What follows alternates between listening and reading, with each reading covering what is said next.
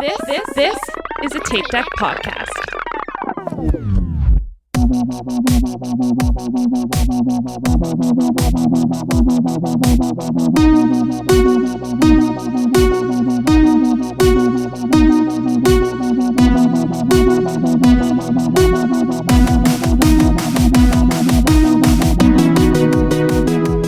Waka waka waka. Welcome back to Will It Run For. This is your host, Tom, and with me as always is Brianna. Hello. Diana. Hello. And Michael. Hello. See, I'm getting shamed. look, if you don't do, if we're not an AI podcast, so this is what you're going to get. Honestly, if Tom had his way, we'd be an AI podcast. We would not. Yeah. We would not. It's we true. have to prevent you from posting Yeah. AI slop We'd on have the regular. AI episodes, AI art, AI Absolutely not. hosts. AI... Do you know what Ryan said? When we went to see Mando a couple weeks ago, I forgot to say this on the last time we recorded. On the Runs came on, like the new episode. I just started playing when I started my car, and before I could turn it off, he was like, "You know what your podcast needs?" Which, by the way, I don't think he's ever even listened to our podcast, so I don't know how he can tell us what we need. But he was like, "You guys need a soundboard." He was like, No. It was like Eric had hit like the like horns or something, and Ryan's Yeah. like, "That's what you guys need." Yeah. Didn't you Nope. do that Imagine. for like a minute though, Michael? I Weren't did do it one episode. You like, had, like applause yeah. and stuff. That is just not my thing. Like, Uh-uh. I very much love listening to On the Runs, and I love what they do, but Yes. that is not like something I could do. It's just not our style. Oh, God. Yeah. It was interesting that I was the lead-in for Brittany Charbonneau on their Yeah. running I just listened day to that the episode. other day. International run.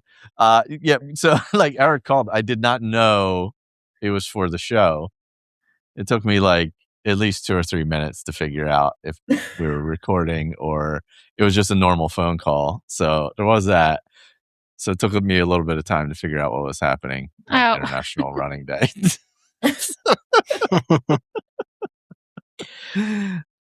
Speaking of international running, today we got some news. I guess I just want to talk about it. There's a new world major. It's in Africa. It's Cape Town. It's next September. I literally didn't even hear about that. It Oh, yeah, it's literally Cape just got Town. announced like an hour or two ago. You know, I'm always up on the big running news. That's my thing. That's true. You love world majors. Yeah. He loves a world major. Much like myself, he follows all of the runners and know exactly who everyone's talking about all the time. I'm always like, I don't know who that is. Yeah, that's me. I'm like, huh? Oh, yeah. Yeah. I'm like, who's that? Yeah. Oh, yeah. I guess they're fast. Look, I think that's pretty cool. So, okay. So the whole thing was like 6 stars, right? So now is it 8 stars? Like what happens? Do those people with 6 stars need to get the 8 stars or is it like a different level or like what happens? Well, because they also added Australia, right? Right. Yeah. What did I say? Didn't I say Maybe- something dumb? Yeah. Usually. Maybe they should get rid of Chicago because of their pizza. God, I mean, Michael. I hope man. Marcia Hot does take not listen to this, by the Michael way. with the Let's- hot take. it is yeah. the hot take episode. I'm going to get in trouble again because I got in trouble about the hockey thing last time. Oh, And it's now in I'm going to here. get in trouble about the pizza thing. Oh, Well, God. yeah, I'm not worried about getting in trouble with Eric. That's one thing. That's Oh, totally I forgot fine. you got in trouble with somebody else too. I heard. Yeah. that. Oh, God. What happened? Well, Marcia's a big hockey fan. Also, she's from Chicago area. So. I didn't even think about be that. honest, with the pizza. Chicago, your pizza is trash, and I'll stand on that. Like, Look, it's not settle, good. guys. Like, people are like, well, it's not really pizza, but it's still good. I don't even think it's good. Like, it's... I don't think I've ever had it, so I don't have any opinions. So don't didn't come for mind it. me. What's more BS? Chicago pizza or Cincinnati chili, which is also garbage. What a hot take. Let's get there. Can we get there? We'll get there. I've never had Cincinnati. I've never been to Cincinnati, so I've never had. Oh, well, we want to do Flying Pig again, so maybe we should do a big... I was going to say we were talking about it next year, but I think I want to do Broad Street next year, so maybe that'll be 20... Oh, yeah, because they're right Jesus, around the same 2028? time. Yeah. We're 1,000 years old. Speak for Yes. yourself. Michael, Oh when my is your God. birthday? You don't know. have to say the date. He's gonna edit it out again. Is it I'll within just take it out anyway. Is it within a week of right now? I don't know. What's today's? I don't even This know. was the conversation he edited it out. Was like he didn't know when his birthday was. It's in a random amount of time from today. Okay. Well, thank you for the specifics. Hey, what are we running for this week? Oh, well, I'll jump right in. Berlin training has officially started. The road to Berlin. The road to Berlin. I actually thought my first run was supposed to be that 10-miler, and then I looked on my calendar, and I'm glad I had stuff on my calendar because, whoops, I had weekday runs that were longer than my normal runs. So now I'm doing 5 or 6 miles on a weekday, which I hate, but Same. I'm in it. And I've gotten up relatively early-ish every day. You guys know we've talked about it, I think, on the show, how we're not early birds. But I run before work. So, I'm getting up in between 5 and 6, trying to get out the door by 6. Yeah. I should be getting out a little bit earlier, but I'm doing that. And then I'm still going to try to keep as much as I can with, I'm not going to stop doing strength training, but I do almost an hour of strength training, like most days. And I'm not going to be able to continue that like throughout. So I might switch to do like after a long run, instead of doing like 20 minutes of core and 40 minutes of legs, just do like a 20 or 30 minute full body or just a 20-minute leg or something like that. So I'm going to play with it and just adjust as my body goes. Just do what I did and scale it back. I'm not scaling anything back. No. I've got to. You'll be ready. I mean, I'm going to be ready, but you'll definitely be ready. I also, and I was talking to my doctor about this, I was like, I've also got to be really conscious because every time I run like a marathon or any distance, it's like, congratulations, here's 20 pounds to go along with that. Oh, yeah. Because I'm like ravenous. So I'm really like watching that as well. Because I'm going through that right now because of pumping up the miles, and it's like you just eat more. It just is what it is. You're just hungry. So I'm trying to like make better food choices and like eat more protein. And I've got like protein granola for my yogurt and that kind of stuff to hopefully try to keep myself a little bit more full. I think that's it's just finding that balance. Yeah. Whereas I've been, like I said, my work pants barely fit on Monday. So that was cool. But I've been very just like. Well, you were vacationing, so. Oh, yeah. But no, I'm in that too where I'm trying to like eat to fuel how many miles I'm running, but like I'm not doing it the right way. My runs feel good. I'm just been having a lot of ice cream lately. Yeah, it's that. And I've been like eating a lot of snacks more than I have been recently.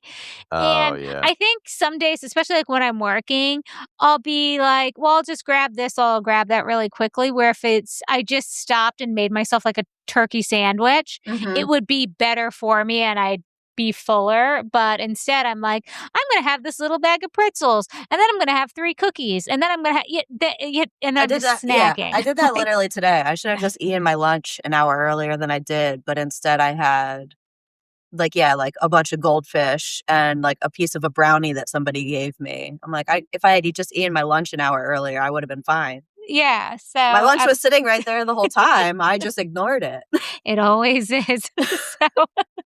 So I'm going to try to be like better about that and not go crazy, right? Like I should be like eating to fuel and all that, but just watching, just being mindful of it. Just so that I keep it under control, and not do what I was doing last time I ran Dopey, which is I would text Tom for my long run and I'd be like, make me 30 chicken nuggets. Like it would be... It's easy to fall in that trap though. Like, so So yeah, we'll see how it goes. But I've been running, and I've been running outside a lot. And you guys know I don't do that a lot. So it's definitely been a change in my routine and my behavior the last 2 weeks. So we'll see. And then I've been trying to run outside 2 days a week, and then do a treadmill something one day a week, and then the bike one day a week. But I think I'm just going to play. I'm going to do 2 outdoor training runs a week, and then figure out what the other 2 days look like. So I'm just going to play with the weekday stuff and try and get my long runs in. So Berlin training has started. I'm running for, and I wrote Tori and Chad. So we're going to talk about the Baltimore 10 miler in a minute, but we got to see our friend Tori and Chad and both of their spouses at this race, and it was kind of cool. So I don't know. I love seeing some of our friends at our local races. So that's what I'm running for, and I don't think my next race is until like Charles Street 12 or something. Yeah, it's because it's summer. It's summer. Is that an end of summer? Yeah, it's always Labor Day weekend. Yeah, that's right. Labor Day. Okay. So that's what I'm running for. Friends. Running for friends. I'm running for Loopy, of course. Oh, yeah. Had a nice, I got a nice 7-week training block or whatever it is. I don't even know. Whatever time we have left. I had to recover from, what did I run? Oh, First State. I ran First State. It was like, what was that big race you did? I hopped in the First State 50K, so I had to recover from that for about a week. I took my time, recovered for a week or whatever, and just started up in the miles. So I think next week is my 3rd full week of my whatever you want to call it plan. Which my plan is just run a bunch of miles. Right. So I mean, yeah, that sounds correct. Kind of is what it is.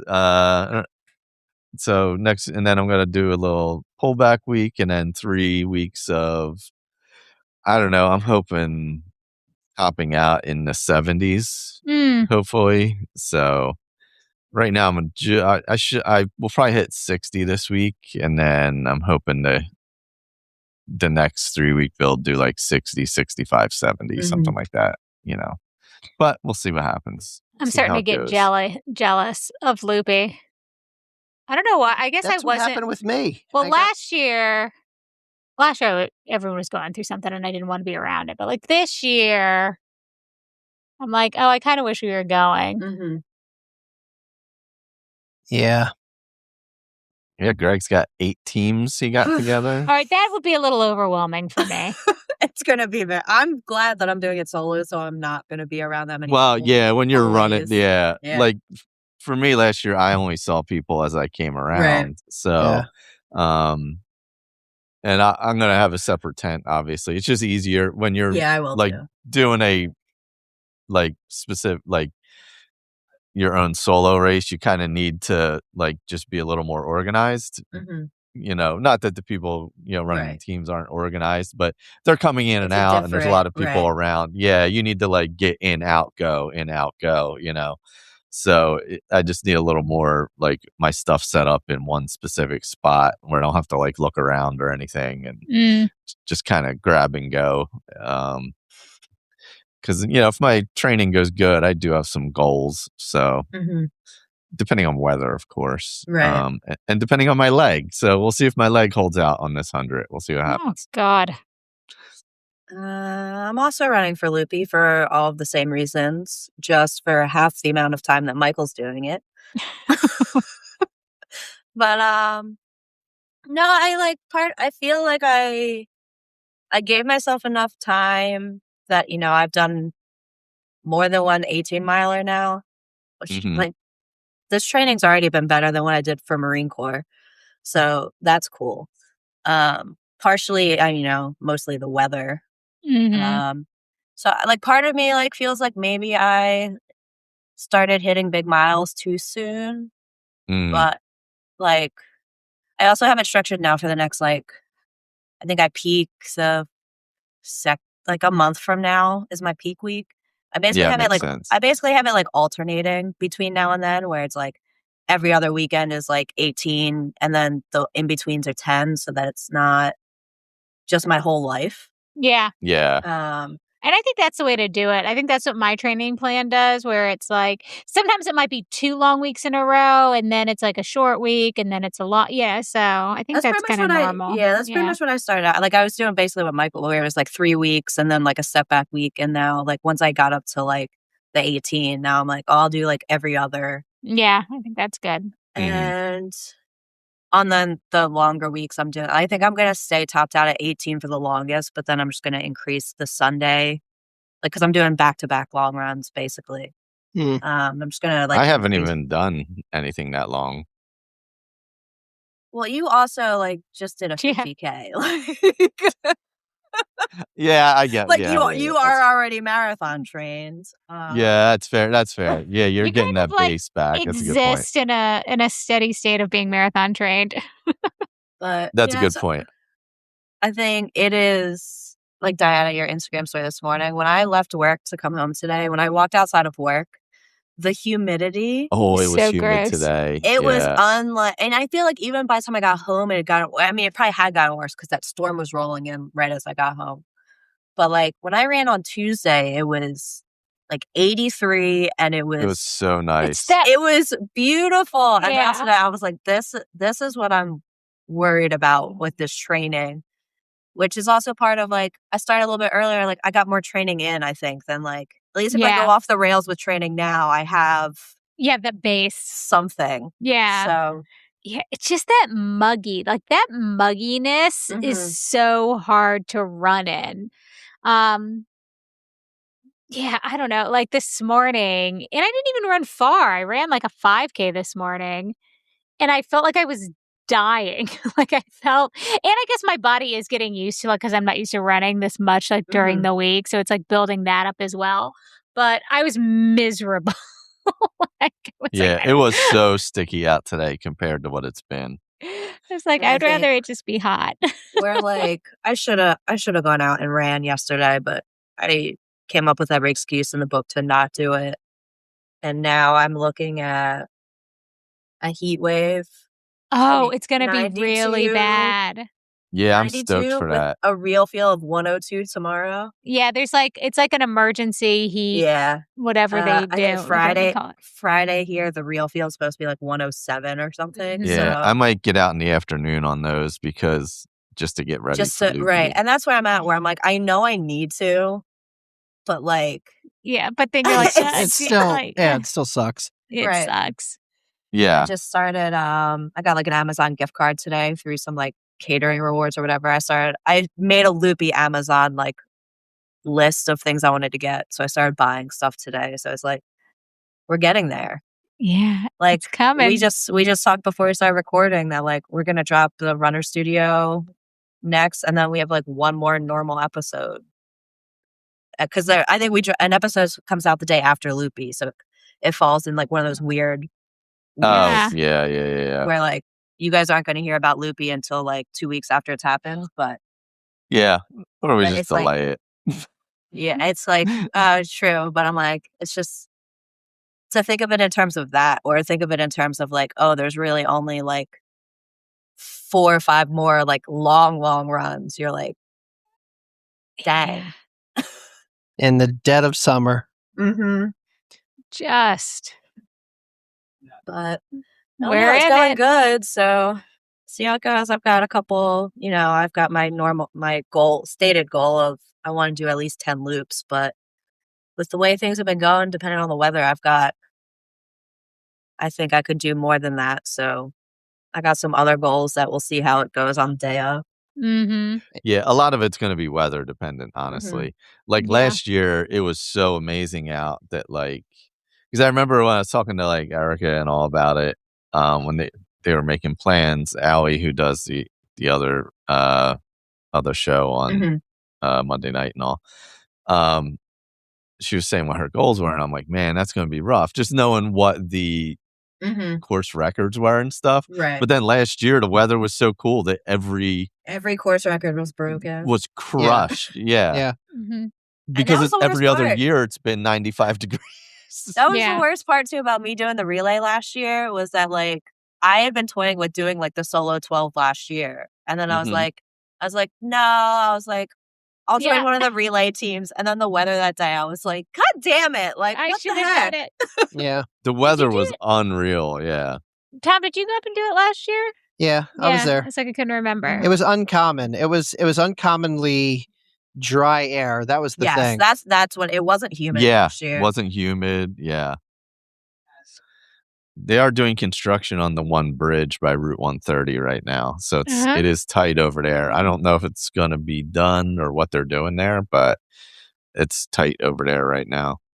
I'd actually thought about coming out there and doing one of my long runs over at the park. I just haven't found Yeah, the there's weekend it really no works reason yet. to. I do it every day. It's not that exciting.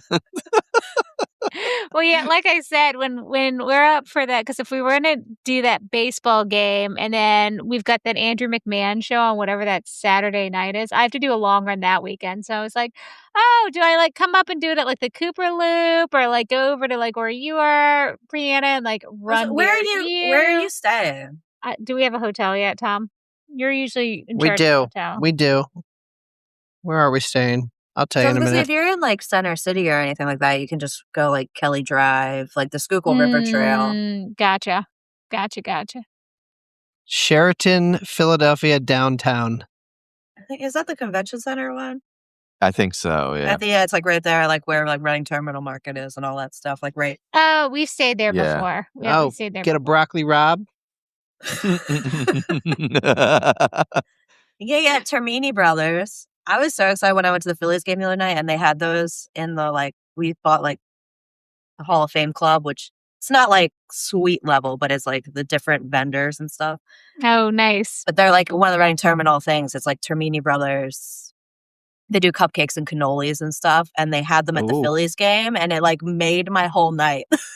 Oh, that's so like funny. My classic. Like I go down for Broad Street or Philly or whatever to the like expo. I always go over and I get like a cupcake and a cannoli for like when I'm done whatever race I'm down there getting my stuff for. Ooh, Nice. That's a smart idea. That reminds me, I did watch To Philly with Love or whatever the hell it was called on Hallmark. And I swear to God, first off, I forgot about that. First off, there are no black people in that movie. That's like the first problem. And I'm like, they're in Philly. Like, yeah, like like not even like there's not even like a best friend. It's like almost my offensive. God. Like it's bad. And then they would be like it's like a historical movie. It's very much like America 250 propaganda, like where they're like the Liberty Bell. So like they're at the Liberty Bell and they're like, you know what I'm craving? A Philadelphia cheesesteak. And then there's like a montage of Reading Terminal. And then they've got like the wackiest Philly cheesesteak I've ever seen in my life. Like, and then oh later my God. they're drinking water ice or eating the water ice, and it's in like the most absurd cup I've ever seen. I was like, you buy those off like street vendors and they're like in Dixie cups. Like, what the hell are these people eating? They didn't do the research. I was dying. So like you have to watch it just for like that, but it was ridiculous and funny. There were like letters, there were like hidden letters in the Revolutionary War, and these secret lovers met at Betsy Ross's house. Like it was too much. Like it was very like oh my God. You know which one we have saved? Love and Mahjong. Oh my God. Love and Mahjong. Oh, well, I should have saved that for my something good. It wasn't good. I mean, it was good, but in like a not good way. Wait, did you watch it? Not the Mahjong, but the Philly one. All right. I feel like we should move a little forward. Yeah. We're going to talk about the Baltimore 10 miler. Baltimore 10 miler. Hey, Michael, do we have any 5-star reviews? No. I didn't look. Yeah. No, I don't know. We don't. Okay. That's fine. Thanks, everybody. It's fine. Not in like a negative way. Honestly, not in like a negative way. Wah, wah. Baltimore 10 miler. Diana's favorite race. It was so funny. Greg was like, This is the race that makes you want to quit running every time you do it. This year, no different. Like it's Oh, clockwork. man. I enjoyed it. Yes, it's your first year, Tom, so I want you to give the rundown. Well, we should say they do packet pickup at different locations, at different running stores throughout the week. So we got our packet, no issue there. They used to have really good premiums where you'd get like a jacket or like a beach towel or something like this. This year it was just a t-shirt. It's fine. That's just like some logistical stuff. Yep. Your name isn't on your bib. You literally say, I'm running the race. And then they write your name on the back of the bib and like do it all there. So it's not like there's not corrals or like any of that stuff. It's so you just get like whatever bib number you get. And I will say we were supposed to do some carb loading with Tori and her husband on Friday night. But we had our schedules all crossed. So we had lunch with them on Friday. And that was delightful. Fantastic. Yeah, Tori and her husband came in. We saw Chad and his wife At the race. It starts at the zoo, at Baltimore Zoo, and then essentially goes downhill to Lake Montebello, which is, and I think you hit the middle of the lake, is about 5 miles, and then back uphill. Oh, nice. And like there's up and downs, but like these are long gradual downhills and long gradual uphills. This is what Tori said to me. She's like, Diana, you always position this race as you run down to the lake and then back up to the zoo. And she's like, that's technically true. But when you're doing it, I don't know how it feels like you're running uphill literally both ways. She's like, I've never experienced anything like this in my life where it literally felt like I was running uphill for 5. And she's like, there are some downhills, but they're not. Like every time you're running a downhill, you're just regretting your life because you know you have to run back up it. So she's like, it's not even satisfying. She's like, all those parents that always gave I had to walk uphill both ways on the way to school, like lived in Baltimore. She's like, this is insane. Oh my God. So we were doing it with, obviously Tori was there. And I think, did you run with her? Yeah. So I ran with Tori. We were kind of running similar paces and it was great. So we were chit-chatting. It was fabulous. Like I don't get to spend a lot of time with her. So it was great to even spend some like one-on-one time with her. And she was such a great host when I was out in Colorado. So it was good to like have someone to run with. The problem was, I don't know what was going on this year, but the water stops were a freaking mess. Like you'd get to some water stops and like they wouldn't have cups poured and there were like huge lines and they were like mixing Gatorade. Like nobody was ready for us. So at mile like 4.5, there was like chaos at a water stop. And I got like my little like cup of water or my refill and then I waited. And then I was like, I've missed Tori, which I don't know how would have been possible because she was wearing like a rainbow sparkle skirt. But I was like, I had to have missed her. I walked back. I like looked for her. I couldn't see her. And then I was like, well, I've got to catch up with her. So then I ran and I never saw her again. And apparently she saw me ahead of her. And she's like, I'm not sprinting because it's miserable out here to catch you. So I lost her for the rest of the race. And then when I started to crash out at mile 8, no one was with me and I was alone and angry. It was so hot, guys. It was in the 90s. Yeah. It was so hot. And it was hot immediately. It was hot immediately. Yeah. I mean, I guess they got their act together by the time I got to the water stops because they were fine. They were fine. Yeah. And there were plenty of water stops. I just did intervals. And every water stop, they had water and electrolytes. Yeah. So that's good. I thought it was a good race. A lot of entertainment. Again, if you're a back of the packer and you're in the city, you hear a lot of cars honking and people yelling at cops that have shut the roads down. Baltimore. Like it's so great. Like it's a city that reads. It's a city that reads, but apparently they don't read any kind of notifications that these streets are going to be shut down. But no, it was good. So I was going up the hill and these 3 girls were walking. And the one, I guess they were doctors. and the one girl was like, "Hey, the date guy came back," so I'm just eavesdropping. And they're like, "Oh, the date guy?" She's like, "Yeah, this guy came in and his sugars were in the 400s." I don't know what that means. I don't know. It's I think that's high. because he was eating a lot of dates. Wow. And she was like, you've got to stop eating dates. This is spiking your sugars. And then when he came back in, he had like a plastic bag full of dates in his pocket. And she's like, "This is the problem." And then they all laughed, and I was eavesdropping, and then I just kept going. Yeah. And then these 3 other girls that were next to me, like one of their friends met them on course with like little shots of Cavassier. Oh. No. And they were Like the ladies, man. they were lit. Oh, I love that. But I enjoyed the race. It was hot. Apparently there was beer out there. I missed it. And then when I asked where it was around the point where I was kind of crashing out. So they usually have Dunkin' donut holes. I did not see them. There were some girls around mile 7.5-ish that had candy. I didn't stop for that because I've done myself dirty during that race. At the halfway mark, they do have like chips and all that stuff. That was a mistake one year, so I didn't do that either. So I tried to like keep my nutrition normal and go through it.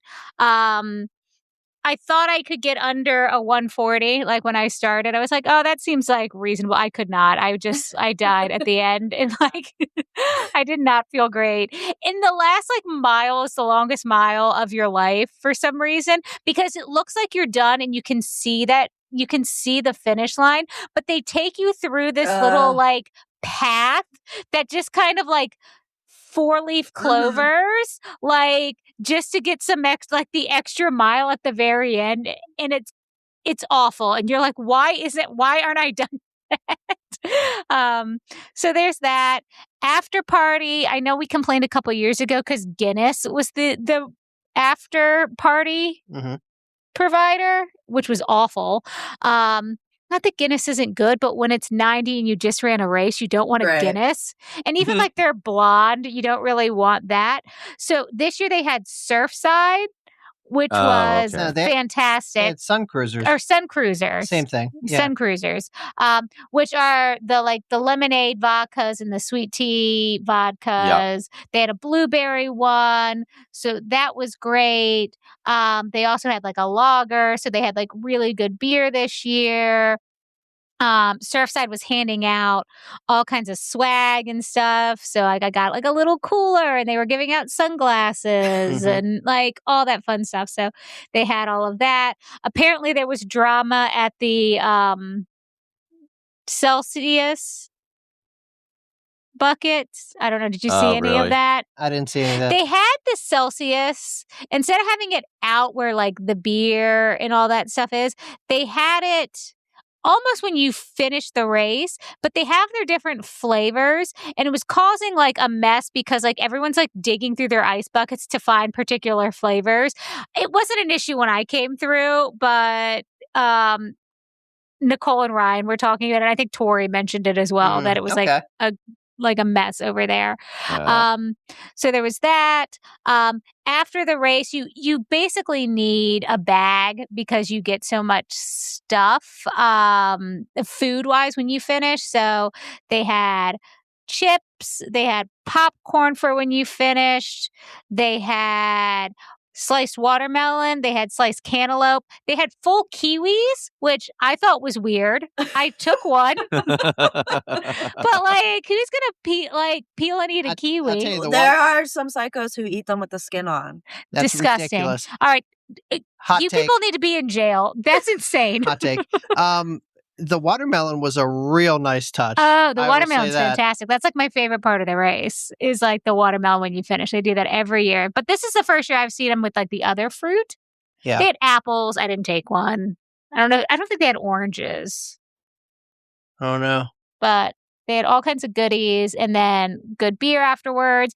And then there was mixed drinks. So they had like a bar. Tom paid like $5 for a cocktail, which I thought was great for a cocktail. Yeah, that was pretty good. And then a couple people got a couple free drink tickets because apparently they had like a little, the store where you can buy the 10-miler stuff and all that. Mm-hmm. If you spent $50, you got like a free drink ticket. So people were like, oh, I don't want this. And we're like handing those out. So I thought that was great. They had a bunch of food trucks. So I found a good spot in the shade and camped out. And then everyone came and met me. So we hung out for a long time. We hung out for probably an hour and a half, 2 hours after I finished. So that was super nice, super fun. We don't always do that, but this year we did. And it was actually pleasant in the shade. Yeah. I checked a bag. So I had my flippy floppies. We checked towels this year. We were ready. So because it was sitting on the grass, so I brought towels. Anything else? Your first year doing the Baltimore 10-miler, Tom. Cute medal. They run a good really race. Really cute medal. It's interesting though, and I keep forgetting this, and I've like spectated this before. There's a Maryland half marathon and 5K that is put on in sort of the same area at the same time. So like, I think the half marathon is a little removed from it, but like the 5K kind of winds through the end of our course a little bit. So like, and the bibs sort of look the same. So I was like seeing walkers and I'm like, I don't recognize these people at all. How are they in front of me? But then like you look closer and it says 5K. I'm like, okay. So just logistically, that's got to be a nightmare to try to coordinate parking and, basically they're using the zoo as kind of a home base. But I would do it again. It was a good, I like the race. It's obnoxious, but it's a 10-miler, and that's a good distance. Distance. That's my hot take. Yeah. Metal's nice. They always do a really nice medal. I was jealous of Tori. So the reason why Tori was back again for this race is she did the BFD, the Big Frickin' Deal Challenge, which is the Frederick half. Mm-hmm. There's a race in Delaware, and then this one. So I guess Frederick, Baltimore, and Delaware. I guess Delaware is itself and not a city, but when it's but she got a really cool giant challenge medal with a Yeti on it. Apparently it's Freddie the Yeti. Oh. She's a lady scientist. Don't gender her incorrectly. It's a lady. Will not. Tori's like, excuse me for I assumed male and I was incorrect. Well. I said, that's what it is. So she was excited. It's also this race is a part of a few different challenges. There's like a Maryland double challenge. I think this is part of. I think it's part of King Crab, the Chessie challenge. So like there were like multiple people with like multiple different medals and stuff. So yep. So that's the Baltimore 10-miler. So would you say that? I don't know, hot takes. You guys want to talk about hot takes? I love hot takes. Was this your idea, Tom? This was so good. We kept joking about it, and then Tom was drunk by the pool last weekend and said we should do it. Yeah. I also, and watch out, we're not prepared for this time, but watch out for a future episode. I'm going to make this a segment. I want each of our other co-hosts, meaning Brianna, Michael, and Diana, to come up with several events from history, and then I have to guess when they happened. Forgot. I feel like that's going to be hysterical. So whenever that happens, it'll be in a future episode. Oh God! And I apologize in advance. But let's talk about hot takes. Oh, good. This one really struck a nerve. It's so good, and I love it. I was just reading through them; like they're all conflicting too. It's so good. Yeah, I tried to, when I was going through, like, rearranging them as Michael put them in, I tried to put, like, conflicting ones back to back and, like, group them pretty close together, so should be a good combo. Let me just preface this. Everyone's entitled to their own opinion. We love everybody, and this is a safe space. Unless you eat the skin off your kiwi. Like, what is that? Also, our friend Nicole likes hard peaches. Yeah, which is also insane. Doesn't that sound disgusting? Insane. Yes. I don't like peaches at all. So Okay. All right, first of all, I don't like the texture of most fruit, so Michael. Just everybody's it's a insane texture right now. issue. Grapes are like eating eyeballs. Michael. What? Talk about hot takes. I love grapes. Are you kidding me? God. I like the flavor, but it's a texture issue for me. Yeah. Tom and I will just be sitting, and it's like no one's saying anything, and Tom will just be like, "Remember when Nicole told us she eats hard peaches?" That's so weird. All right. Do we want to go in our normal order? Yeah, I Sure. guess that's like the best way. Brianna did like a really nice job of like organizing everything. She did. She really So our first category is general races, training / AI. I do love that we got a lot of AI hot takes. did. So Tom's offended. Tom's I offended. am not. Our Because we shame AI, him. our AI, or one AI positive lover. Look, here's the ironic part is that I've used Brenna before. I love it. All right. Holly does a marathon. Our first hot take. If you don't feel like running, but are not injured, sick, etc., acknowledge it, but then go run. If you have a goal, stay consistent. Staying consistent is what's going to get you there. That's a good hot take. I like that. that is true. I like That's a suck good it up. hot take. I don't know anybody, honestly, I don't know anybody who went for a run and was like, man, I wish I hadn't done that. I mean, Unless I've you thought hurt that yourself. while I'm out there. Unless but you not hurt when I'm yourself. But done. afterwards, hindsight's 2020. Yeah. Mary's better health. You miss a training run, it's going to be okay. Just lace up and get the training in when you can. Oh, Disney is a fantastic place to be at. You don't have to get up at 3 a.m. to have fun in this magical place. These are two accurate things. I don't think this really does like totally conflict with Howie's, like, because you can miss like a training run for a scheduling conflict or something like that. So I don't think it's that. But yeah, like people are too like, if you consistently miss runs, yes, that's obviously a problem. Yeah. But like your body's not a computer. You don't have to put in the exact amount of data. Yeah. It's not going to be the end of the day. Mhm. Yeah. Yep. And I love, is she saying that you can go to Disney and not run a race? Because that's crazy. Hallelujah. Someone said it. Someone had to say it. There's some good Run Disney hot takes. I'm excited to get there. Yeah. All right, next is Tori bragging about not training for a race or running a race while injured or against medical advice is cringe. No race is worth risking permanent damage. Amen. Hard agree. I agree. Yep. Not training is what being slightly undertrained, Yes. I think, like, is okay. Where it's That's like, fine. oh, Yeah. but like not training at all, or like, I think it's just like what I also think is really cringe. It's like when I see people out there, and it's not just like a Disney thing, it's like any race, where it's like you get people out there and they're on like one of those like scooter things, or they're like so taped up. I'm like, what is going on? Like, should you be out here? And You're like a mummy.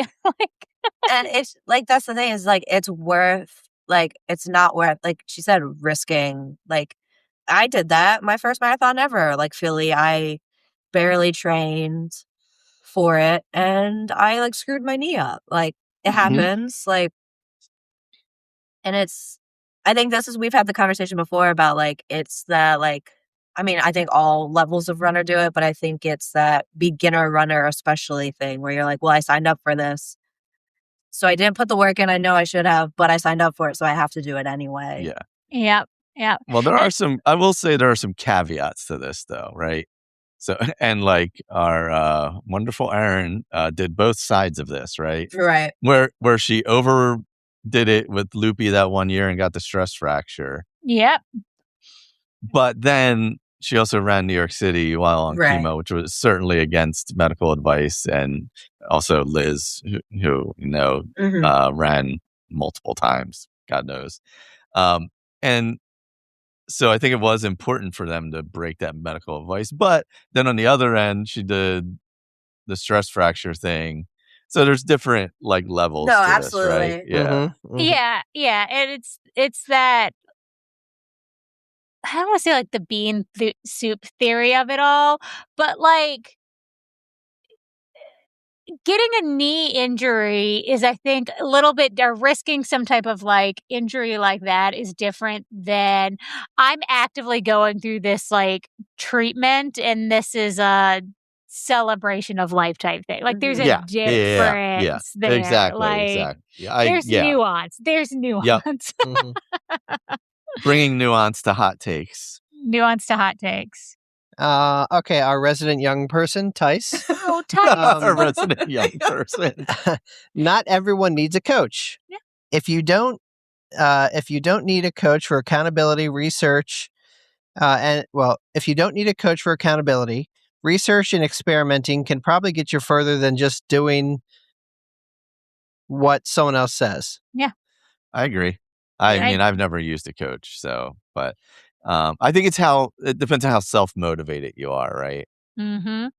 Or it's I think that's a part of it. self-motivated, but also like he said about the accountability, like accountability isn't like I'm not that I don't want that. Not that I don't want the accountability of it, but like I don't like that like You feel like you're reporting to daily- someone. yeah, like I don't want that Yeah. weekly I don't need check-in that. thing. Yeah. Like that's not appealing. And I know coaching, there's multiple levels and you can get it without that and all that stuff, but like the accountability part goes like both ways. Yeah. Like you can definitely do it without a coach, but a coach can also help you balance things. So like, I don't know the science behind anything, and I could, if I had the motivation, I could end up hurting myself because I'm like, I need to run all these miles and, do something dumb. So like a coach will keep you from doing some dumb stuff. Yeah. I've never used a coach either. Like I've done like training groups, but I've never done like individual one-on-one coaching. And that was more like a social thing to be involved in a training group more than and she'd give you a training plan, but it was always we'd go around in a circle and she'd provide a training plan, but everybody was still doing their own thing. So you'd have people training for the same race and we'd go around and say like, I'm running 8 today. I'm running 12 today. Like nobody was doing the same thing. So I think I sort of used a coach for Dopey. Like I got a training plan for me and then we had like a check-in like halfway to like evaluate like my paces for speed work and stuff like that. And like it was helpful, but it was also one of those things where like afterwards, like I learned so much from that process where like he says, like the research and experimenting, like I figured out what worked for me. And you'll see it online a lot of times too, is like a lot of coaches use like the Daniels method or whatever, which are literally just from books that these like prolific runners wrote. So you can go read the Daniels method book and it breaks down. And obviously coaches bring up like a lot more knowledge and like more research than just the surface level of reading this book. But like, that's what like, you can look into things on your own. Yeah. And Nicole, and I think that's kind of what Tice was saying. It's interesting, and I'll do the next two because they're somewhat contradicting, but agreeing. It's kind of weird. So we've got, and that's what I have like a coaching take on this too, since I've used it too. Yeah. So we've got two back to back. Michael Bowers, Runna, or any AI cannot replace an actual human coach, which is kind of the opposite of what we just heard. No, I don't think so. And then Rachel Because likes to Tice run. isn't saying AI is good. He's just saying you can experiment. You can yourself. research and find out information yourself, right? And then Rachel likes to run says that Runna is AI slop. Yeah, it's just basically stealing training plans that already exist and regurgitating and that's where, it to you. And I think that's where like the level of like the AI is AI. Like there's the whole hot take of AI, and I'm generally anti-AI, but that's actually when I trained for Broad Tree last year, was a runner plan. And I will say most of the criticism outside of the AI of it all is that like people are like, oh, it's like you see on threads all the time, you see doctors who are like, I have all these people who come to me because they did runner plans and they got hurt. a lot of it comes down to, I think the AI of it is that you don't have the human interaction where people don't know themselves well enough and they do the workouts as prescribed when they are either not fit enough for that specific, like, it's like you have to know your body. And that's where, like, it's missing that human coach aspect, because a human coach will be like, okay, you're not ready for this. Yeah. Yeah. You where shouldn't you go can do say what these you're feeling. 800. Well, and they don't have anyone to like talk it out with. So I actually just saw a TikTok of a girl and she was doing a couch to 5K for the first time. And she was talking about how the couch to 5K has you run almost intervals where it's like you run for like a minute and then it has you run for like 3 minutes and then it has you run for 5 minutes. Well, apparently it jumps from like 5 minutes to running 20 minutes straight. And she's like, I've never been able to do that. Like, I don't know how I'm supposed to go from 5 to 20. And then she started interacting and I was like in the comments like I do. And people were like, well, you've got to slow down. Like, don't feel like people hear running and they feel like they have to like run all out. And she's like, I'd never thought about that. And then she came back and like reported in and she's like, I was able to do it because I listened to you guys and I like slowed down. But if she was just doing That's the thing, is like you don't know. If you're brand new, you don't know. Yeah, you don't know. Any different. And or that if it's your really, first time training training that way. Because Rena does, it's like, I mean, I had like a 5-day plan. I think the 4-day plans, it'll be like 2 days of speed work, which a lot of people, and it's the structured type of speed work that not very many people do if you don't have a coach, because that's the type of things a coach prescribes. And it like sets your paces or whatever based off of what, it's what you put into it. Yeah. So if you're overly optimistic when you give, but like that's, the criticism of it is that like I get both sides of it. Yeah. It's just like you have to know yourself. And it doesn't replace an actual human coach, obviously. Yeah. Shout out to Coach Mal. Shout out to Coach Mal. But like if you're listening to like the AI and it tells you to run 20 minutes or it tells you to run whatever, run this pace and you can't do it, like there's no one there to like help bring you back out of that, right? Like if you're getting discouraged or if, because that could be really like demotivating to people and then you give up. Yeah. So I'll say I like the runner interface a lot. That like I almost wish, because I tried plugging the training plan I had for Dopey into like, it's probably easier if a coach does it for you and all you have to do is log in, but I tried to like log all my stuff into Training Peaks and all that stuff. And it was like confusing as like somebody who doesn't do it all the time. But like if Rena offered an option for like the interface for like human coaches to actually use, their interface is really good. Oh, nice. All right, we got TK runs Disney. Races in the summer in Florida need to all start before 7 a.m. It's a literal hot take. This is, yes, the most literal hot take we have, and very true. Because, otherwise you're going to melt down there. Once it hits 7, it's getting rough. Yeah. All right. This is me. This one's for Tom. This one's for Tom. Tim, posting race photos with watermarks, aka not paying, is stealing. Oh, Tom, what's your rebuttal? He's not wrong. I would just like more races to build that like free photos into the price of the race. Charm City Run does. Yeah, I agree. I would rather them just pay photographers that take, That's what I looked into last year. I looked into Marathon Photo, like what they pay. And it's not, it's They're why expensive. it's expensive for people to buy them, but also it's not like you get 37 million shitty pictures. Sorry, Michael. Because they're basically getting paid for quantity over quality. And they're not like to make it worth it as an independent contractor to be there.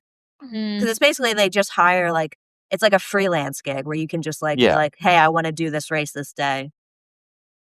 And you just like apply or whatever. But like the pay structure is not great. But then Marathon Photo then charges $40 for one digital download, I'll bet like $3 of that's probably going to the actual photographer. Yeah. So it is stealing, but is it like good stealing? That's how I feel about marathon stealing. It's how I feel about marathon photos specifically. I don't know about others. Like I know like Loopy I bought like one of our group pictures a couple years ago. It was like $5 to buy that picture. And it's some small photographer. Like that's what you would just probably sell so many more pictures too if they were reasonably priced. It would balance out. $15 or $20 for like and I think even that's a lot, but if it was $15 for like a singular photo and it was like a really great race photo, I think most people would pay for that. I mean, most runners would pay for that. And then if it was like $50 for all of them, that might be a little bit more reasonable, but no, he's right. Technically, it is stealing. Look at you breaking the rules. I know. I'm an outlaw. Yep, you give those vibes. Robert Tom. Oh, it's Tom. Hey. Oh, that's all right, because I thought that was Tom because he was getting called out. That's fine. It's fine. Our friend Robert Carrero. Pacers should stick to one side or the other instead of weaving through the crowd, even if it slightly increases the distance because it's dangerous and it promotes poor race etiquette. Amen. Get the hell out of the way. Like why are they where they are? Here's another thing what they need runDisney specifically. They need to break up those pace groups some way. Yeah. They need to find a way to like make them small. At least they're going to grow throughout the race. It's like the nature of it. But like there needs to be some sort of way where they start out like a capped number of people with each pace. Like there's got to be multiple groups or something. There's got to be something about it. Yeah. Yeah, I think it's obviously a bigger issue with like runDisney because of the interval thing. Whereas like, a pacing in general, they're just going one steady pace. So it's not really creating any kind of bottleneck or back and forth or whatever. Yeah, I think they, just because of the scale of the race and the scale of some of the groups, especially when you're talking like those like the last 4 hour, 5 hour, 4.5, where people are like really trying for a specific like number or whatever, they get a little larger. So you want to, it does create a bit of an issue for everybody involved, Well, yeah, because I'm thinking, because there was a pace group that I was kind of near during Soul the City that I wasn't staying with the group, but I was keeping them an eye shot to kind of pace myself without being part of the group. And there were probably 15 or 20 people in it, and people fell off, and near the end, there weren't as many people. But like they weren't super invasive.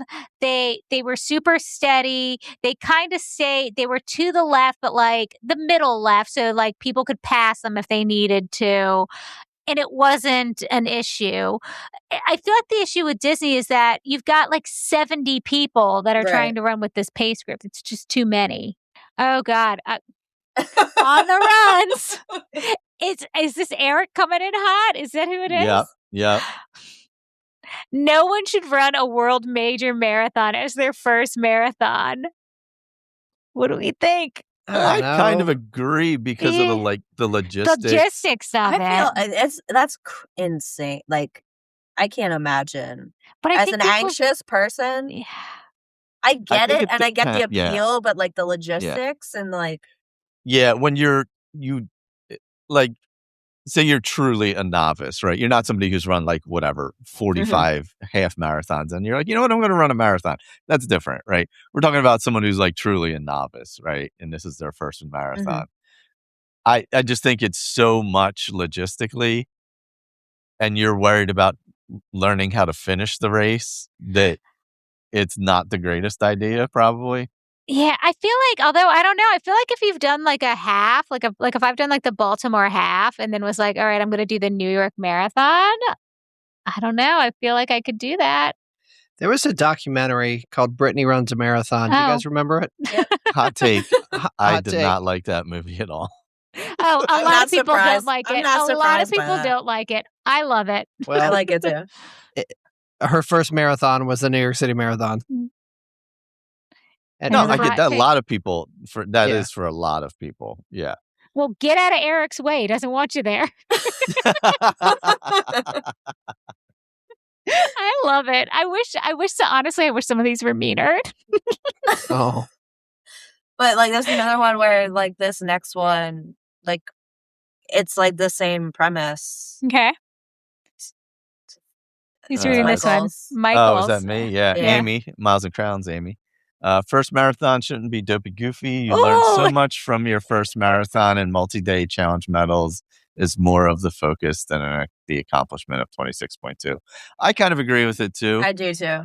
Only because I feel like a Oh. marathon is a big accomplishment, even though, like, I know a lot of people do it. Well, I did it. Todd did I it. was Yeah, gonna you say did it. Both that's of you why I did it. just Yeah. that's I why did I it. just owed because I realized Yeah, no, I know. Yeah, like both of you do it.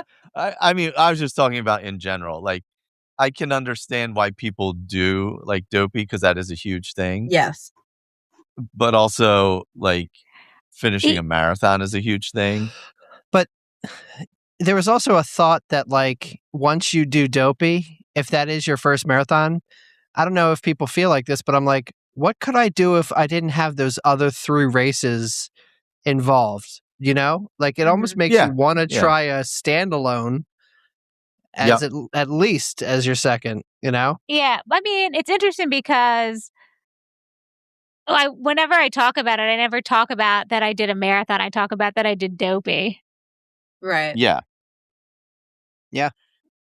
I get the thought process too because so many you see it all the time. You see people say that they're doing it because it's the only marathon they're gonna do, so they might as well do Yep. dopey. But it's like we Once you also do know it. that that's We probably know it's a lie. yeah. Oh, God, I love it. All All right. right, we're getting into Run Disney stuff now. I hope these are good. I didn't read any of these. I hope they're good. We timed it so well with princess registration yesterday. Oh, God. See, a handful of these are very similar, so we can probably partner them up. Yeah.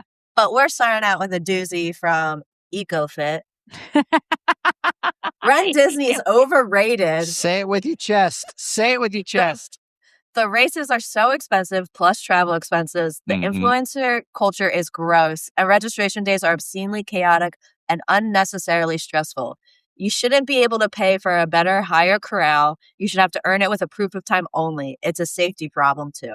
Man, I love her so much. just saying what y'all are thinking. I love her so much. Where's the lie in any of it, though? There's no lie in any of it. There's no lie in any of it.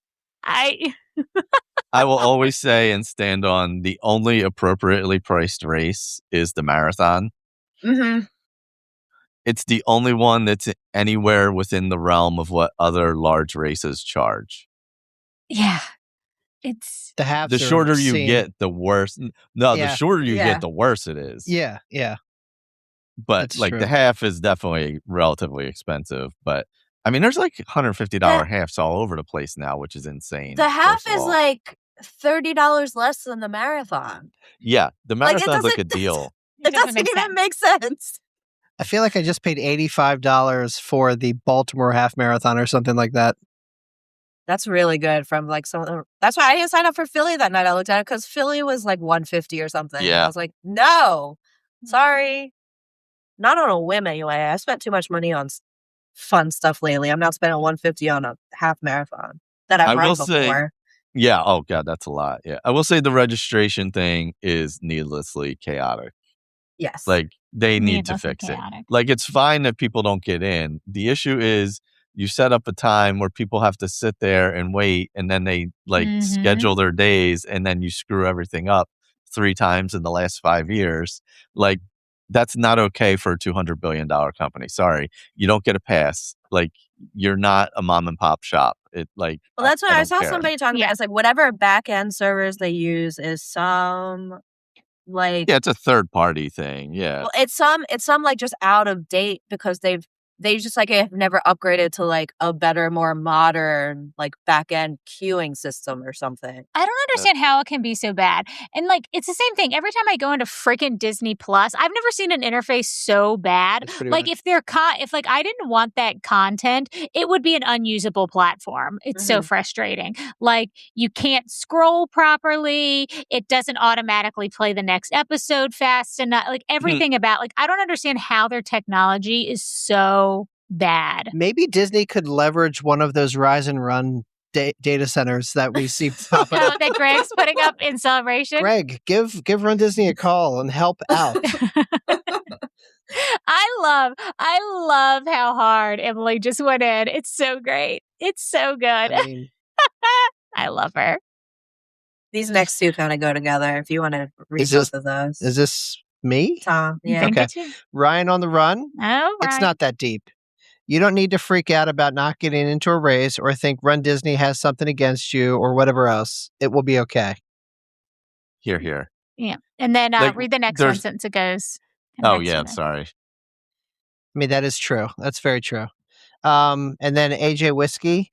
People who complain that it's not fair when they don't get into a race need to remember that this is a privilege and truly sound like whiny babies stomping their feet.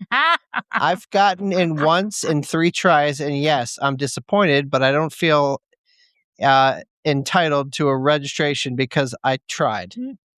I ended up on the runDisney algorithm on Threads on Princess Day. Was it so good?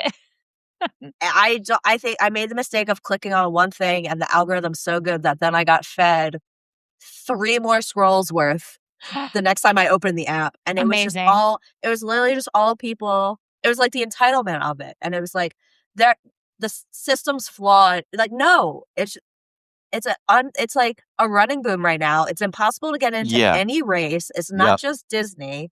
Like, it's the same thing as like Ticketmaster Wars for concerts. It's literally the exact same thing. It's like, it's supply and demand. Yeah.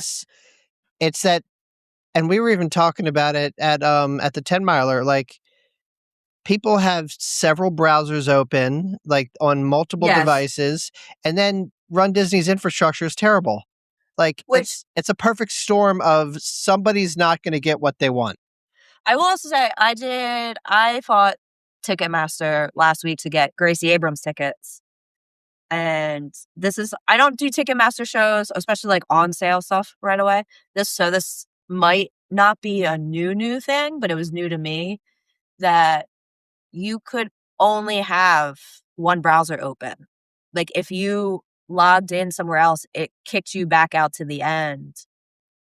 Like, yeah, there are definitely ways that, like, you had to I had to sign in to my account, and then it traced by my account. Like, so one user could only be signed in to one place. So you couldn't have the 17 devices going. Yeah. So this was what used to happen. So I used to go to San Diego Comic-Con every year. Oh, right. They were we used like to have one of the this same first. issue. Yeah. And you had to start signing into your account to get in a queue. And that's what you have, if they're not going to do a lottery, whatever, for some reason. Which I get they can't because all the different challenges, distances, whatever. They can. Logistically, how would you do that? Well, they sell these things a year before the race. Yeah. They can do a lottery for Dopey, a lottery for Goofy, a lottery for the marathon, a lottery for the 10K, a lottery for the 5K. You could literally do it on separate days. It doesn't matter because you don't need to be logged on a specific time because I guess you're you're right. doing a lottery.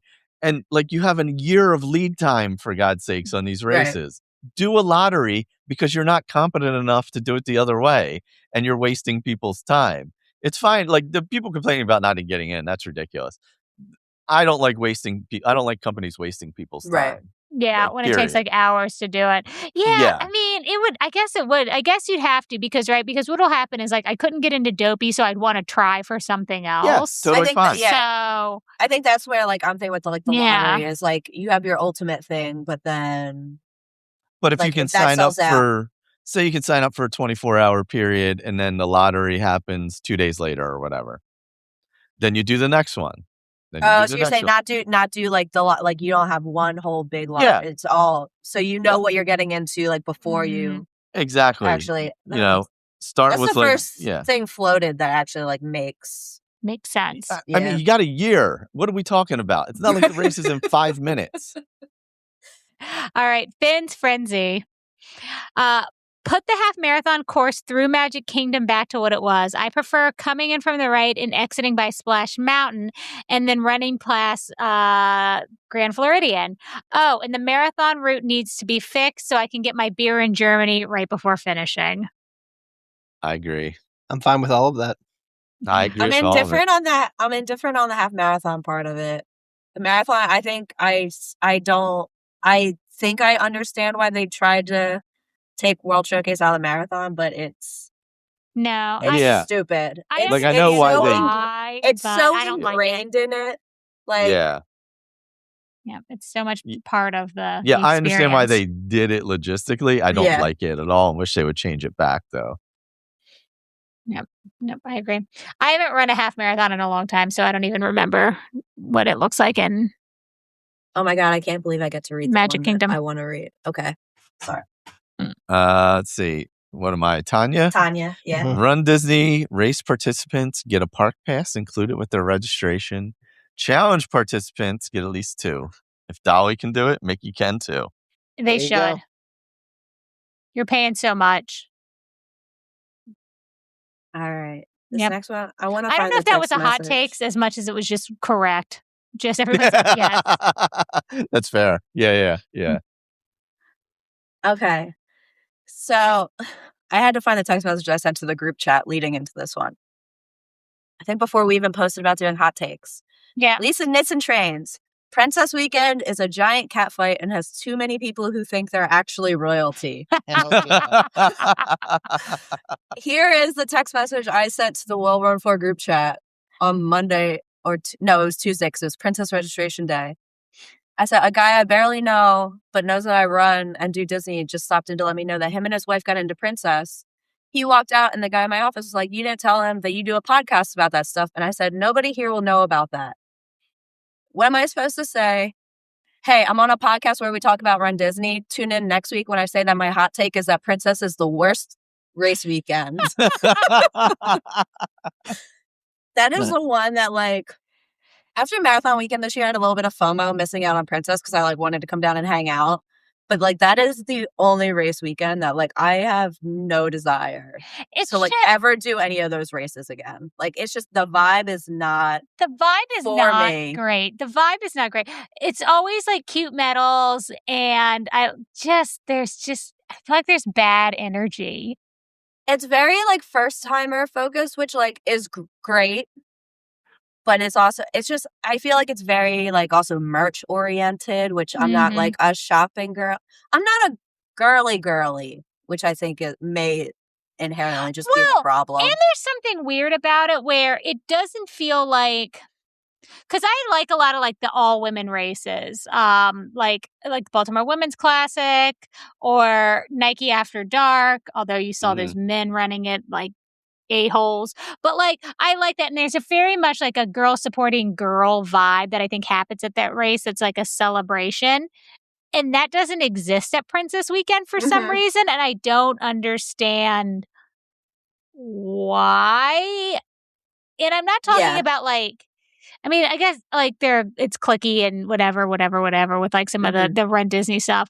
But just, like, on course, there's, like, not good vibes. Like, it's not, like, it's very strange to me. All right, who's next? Is it me? Yep. All right, I'm going to do the next 2 because they're kind of similar. Yeah. Yep. Gianna Mariani. Blizzard Beach parking lot is overhated, and the Magic Kingdom TTC lot is underhated. Oh. 100%. I agree, 100% too. And then Megan Avis. What is WWS? Wild World of Sports. Running Wild World of Sports is better than running the Blizzard Beach parking lot. Hot take, I hate it, Wide World of Sports, because of the pace groups. Yeah, it was tight back there with the pace groups. I because never. you're I on only the got to do it sidewalk. once. Like, I understand. Right. It was very tight throughout the whole. Yeah, it's better than a parking lot. I get that totally. But logistically, it sucks with the pace groups. Yeah, I hate the ticket and transportation park. Like that is Blizzard Beach isn't that like it's a large area, but it's not like It's not that long. It's very straightforward. I feel like, Yeah. but TTC you're winding around. You do wind a lot in that parking lot now. And it's dangerous. A lot of people fall there. Yeah. Oh yeah, they do because of the reflectors and stuff like that. Yeah, I don't. The TTC is awful. With Blizzard Beach, I don't think it's as much Blizzard Beach. It's that by the time you hit it, Your it's beach. hot. Yeah. So I don't think it's like as much agreed. as like Blizzard Beach as is if you get a bad year and you're in the direct sun, it's bad. Yeah, But I don't think totally. it's that bad. I don't think it's that bad. That was actually the direct reason I decided not to run the marathon this year was because when I was thinking about it and I thought about going into that under trains, I thought about getting to that spot specifically where I was like, if it's a hot day, which it turned out to be, I was like, that's what it was. It's where you hit that at the time of day. Like, nope. Mm-hmm. That is very true. And then when you come out of there, you're open highway getting cooked. Yeah. Yeah. All right, Greg in Orlando. If Dollywood can kick off a 5K and a 10K on the same day, so can runDisney. Ooh. 5K, 10K, same day. Now, would they be, did Dollywood do them at the same time? Or that was my question. Did they do it like they do it like Flying Pig, where the 5K starts and then it's staggered? Because the reason Disney doesn't is because money. Let's be honest. Yeah, they're selling because of both money. races. Yeah. And I mean, I don't know what my 5K time was for Springtime Surprise, but it was damn near or over 2 hours.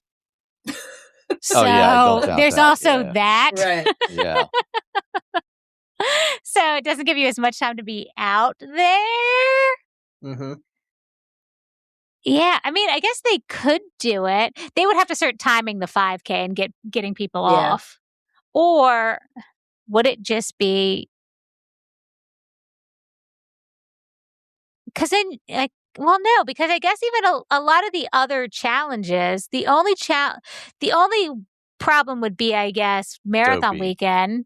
Yeah, or springtime, because those are the only races 3-race challenge, that have the 3-race challenge. But everything else, it's the 2-race challenge. And I love a Disney 5K. I'm like a Disney 5K apologist. Like, I love them. But I don't always do it because I can't always get in. Yeah.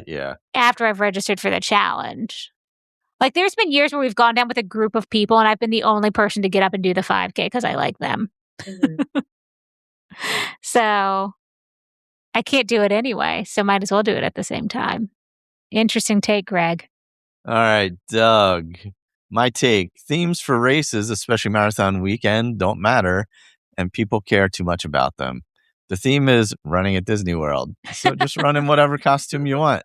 Or no costume. It's all fine. We always have a good time in the end. I agree. I never know what the themes are. I love it. I've never freaked out. I've gotten a theme that's gotten me more excited, but I won't decide not to do something because I don't like the theme.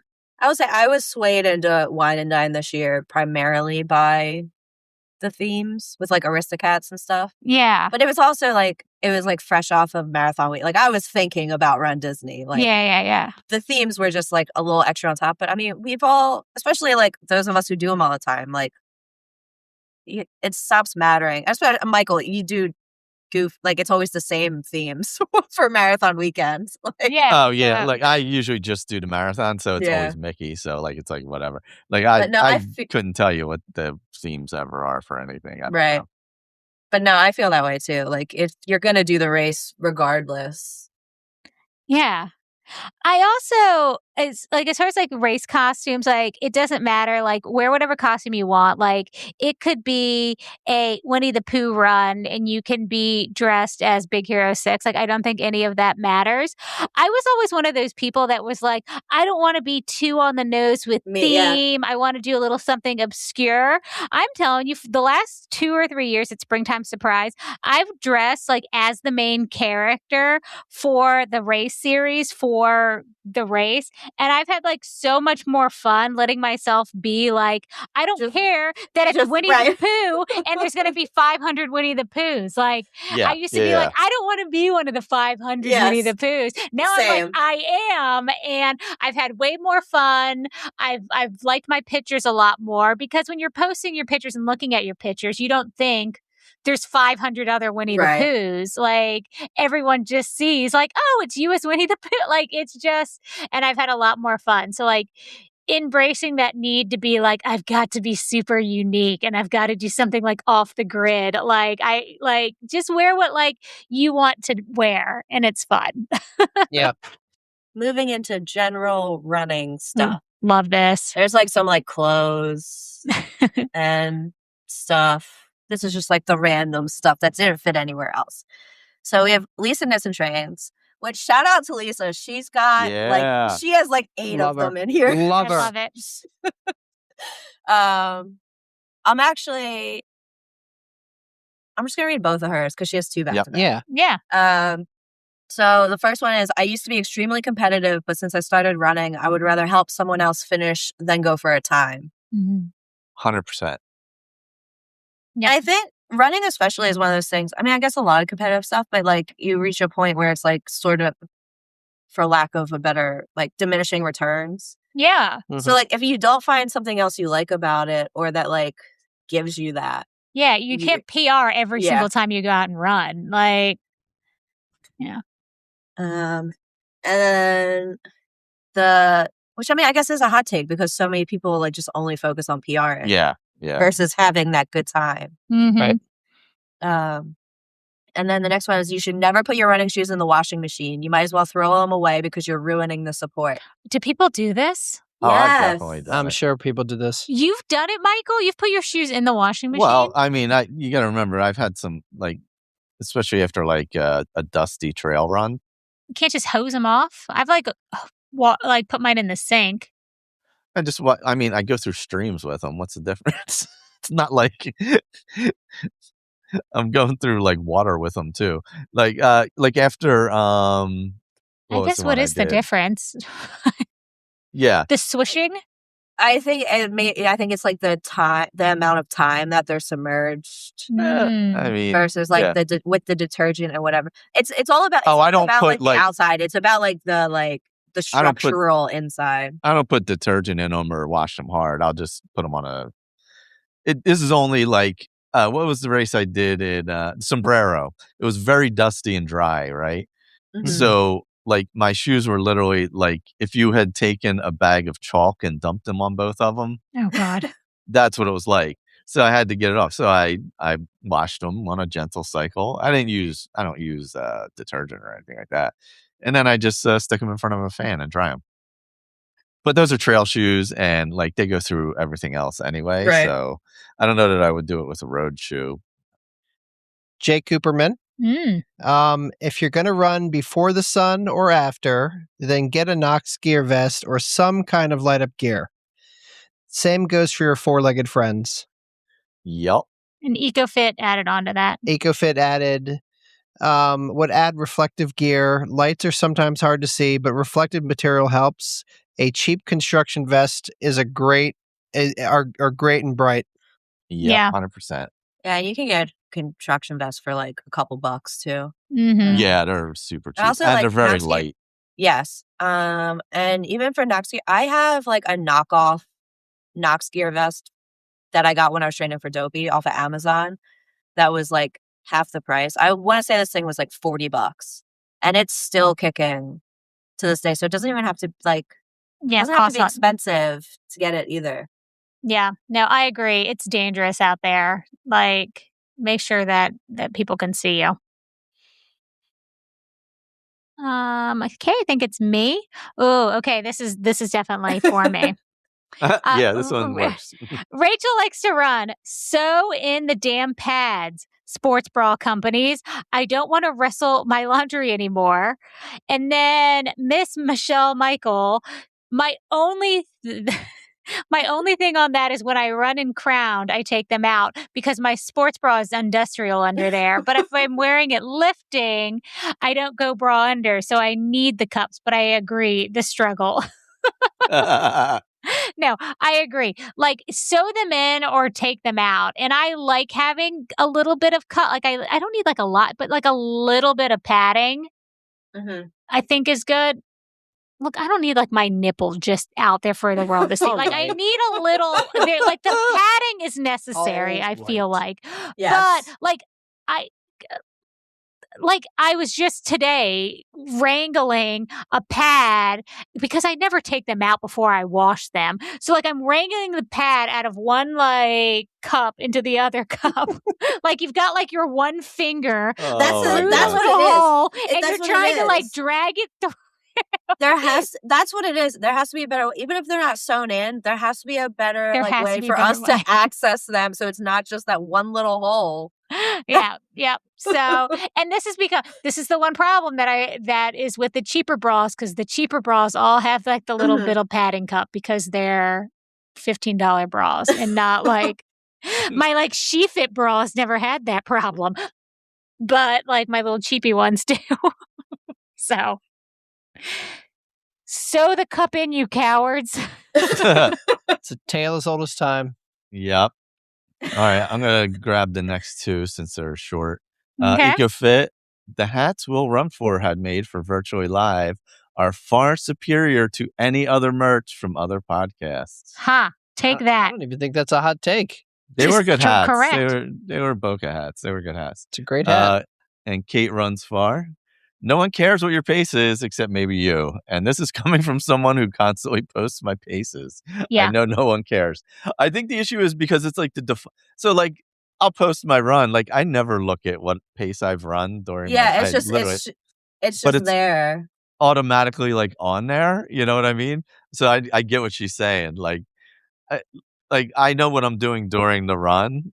Like, and that's all that matters to me. Like, I don't care otherwise. And no one's watching. Like I might notice like, oh, Michael was out there flying today, but I'm not like, well, he's faster than he was yesterday or he's slower than he was 2 days ago. Like no one is watching No your one's pace. tracking it. Nobody's tracking your pace. Like it's also nobody else's business. Like if you don't want to talk about it, like I think I told this story about how the day after Marine Corps, I had like a work call and I was like, oh, my husband ran Marine Corps yesterday. And they were like, how fast he'd go. And I was like, what's his blood type? Like, why are you asking me this? Like, this is like a weird, none of your business question.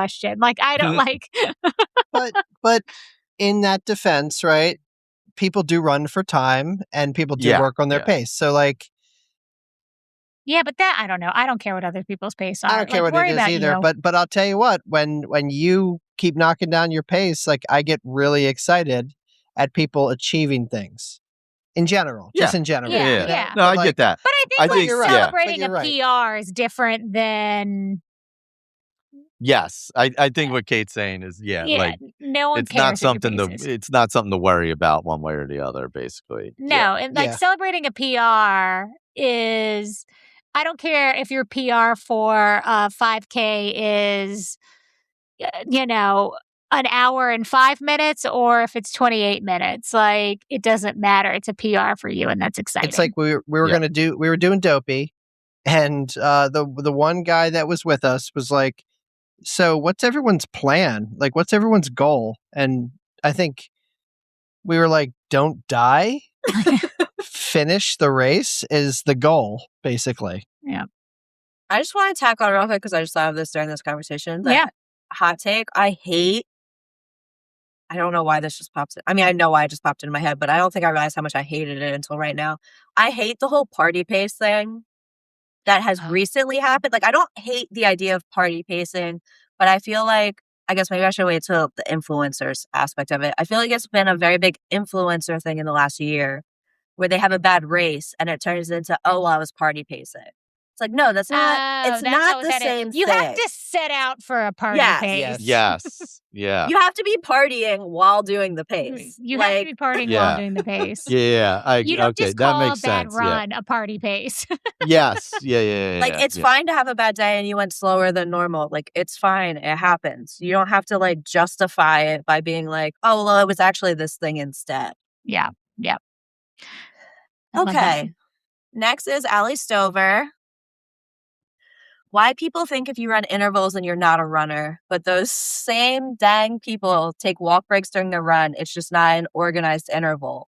Dumb. We're both running intervals. Mine are just more helpful. Amen. I have a hot take. Oh. That's the opposite of this. Kind of.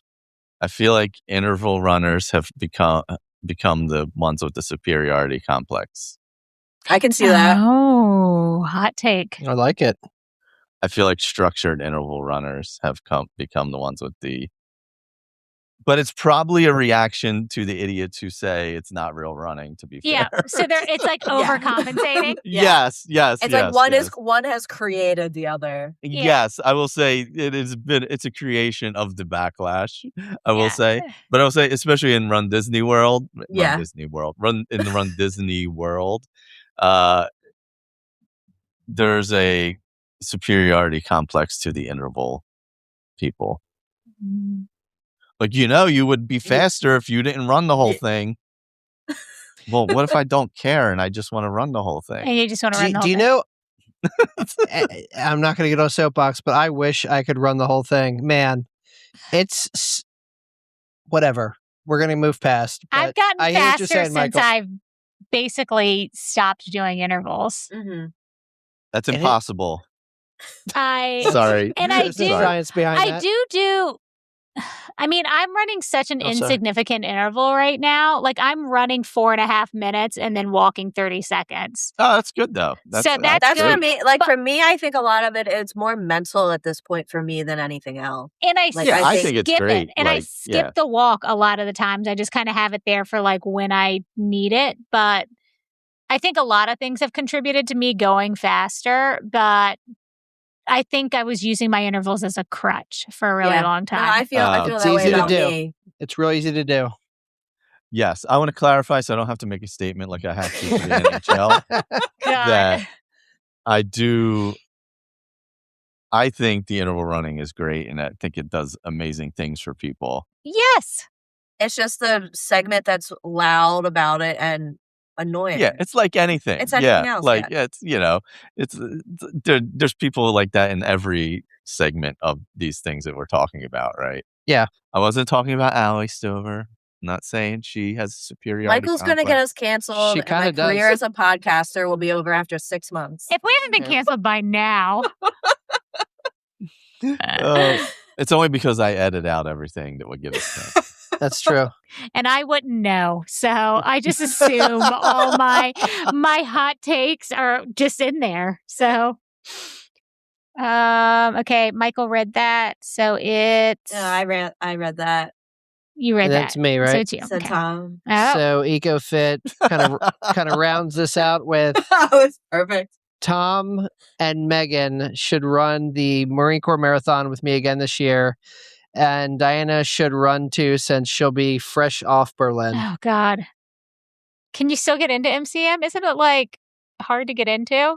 I think it was just hard last year because the anniversary year. It really wasn't that difficult for me. Oh God. It's a great race. If we're here, and I think we are here, I'll most likely at a minimum go down and cheer you on. Yeah, I definitely. think How soon after Berlin is it? it is Like a month after. Oh, Berlin that's Berlin perfect is timing. September 27th is that date. Oh God, that's like a month. Here's a hot take. I hate their website. Their website's terrible. All right. Here's another hot take. What the hell is with merit? Like, and I think Mark Avis and I went on like a 30-minute rant about this once. When you have a race website, the date, time, Yes. and That's why location of the race need to be on the homepage. 110%. It needs to say Marine Corps Marathon. And that's why I just complained about it. October 31st. Because Well, it's the Marine Corps, MarineMarathon.com, but then on the homepage, the first thing is like, up next, the Quantico 12K. But that's not what I came to your website for. No, it's all their other dumb races that lead up to it. Marine Corps it's October 25th, which is what I thought. It's the same weekend as Wine and Dine again. And then even on some race websites, you have to you can't find the date anywhere. You have to search. Yeah, you have to search. That. It's that the is worst. So exhausting. Put your date, location, and time on the home page. Thank you. Yep. Thank you for your attention to this matter. Gotcha. Yes. Thank you for your attention to this matter. Diana, when did you add this? I added it. So I feel like I should read all of these so then I can go into my rant after everybody else is done. So I'm going to read all of these. That's fine. Okay, do it. Okay. So this section is on influencers. Which, let's be honest, we are obviously very impactful running influencers. Yes, Okay. it's true.